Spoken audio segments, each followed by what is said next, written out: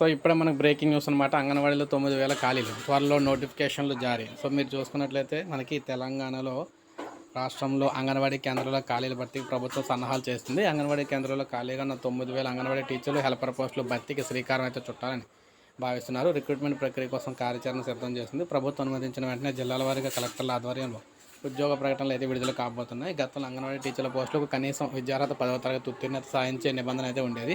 తాజా మార్గదర్శకాల ప్రకారం ఉపాధ్యాయులతో పాటు హెల్పర్గా నియమితులైన వారు కనీసం ఇంటర్వ్యూ ఉత్తీర్ణులై ఉండాలని, అదేవిధంగా వయోపరిమితి 18 నుంచి 35 ఏళ్ళు అయితే ఉండాలని చెప్పేసి అంటున్నారు. సో ఈ విధంగా చూసుకుంటే 60 సంవత్సరాలు దాటిన వారు ఈసారి సేవలను పొందకూడదు.